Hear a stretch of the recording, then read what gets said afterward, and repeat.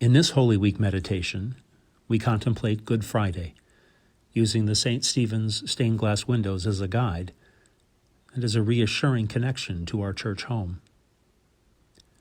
There are a pair of windows on the south wall of the chancel area. The left window of this pair depicts the Crucifixion.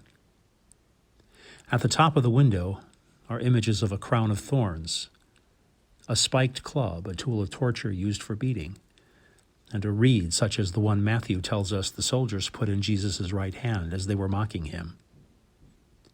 At the bottom of the window is a hammer and 3 nails and a spear, such as what was used to pierce Jesus while on the cross, and the letters IHRXPR, likely a Latinized contraction for the Greek Iesous Christos, Jesus Christ. In the middle of the window, we see Jesus on the cross. At the top of the cross is the inscription INRI, which stands for the Latin Lesus Degerenos Rexa Ludereorum. In English, Jesus of Nazareth, King of the Jews, as ordered by Pontius Pilate to be placed on the cross. On either side of Jesus are, as described in John 19, his mother Mary and the disciple whom he loved standing beside her. I will read from John chapter 19.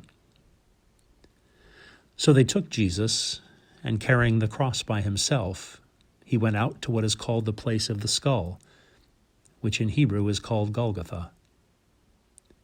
There they crucified him, and with him 2 others, one on either side, with Jesus between them. Pilate also had an inscription written and put on the cross.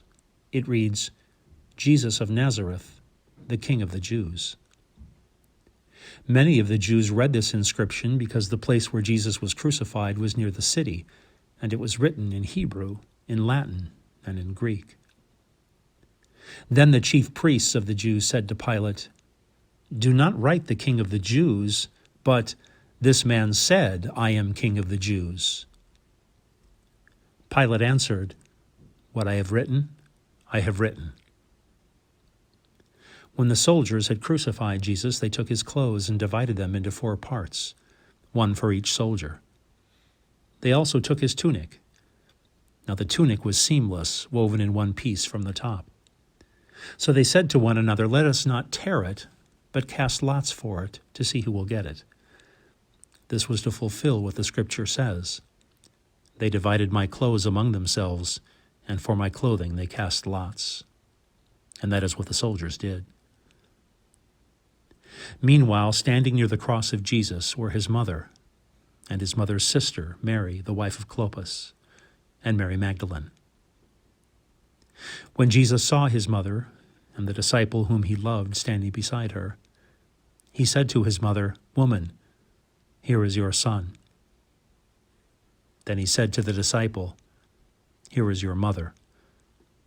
And from that hour the disciple took her into his own home.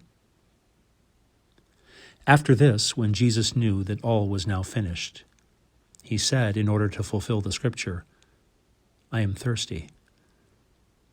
A jar full of sour wine was standing there. So they put a sponge full of the wine on a branch of hyssop and held it to his mouth. When Jesus had received the wine, he said, It is finished. Then he bowed his head and gave up his spirit.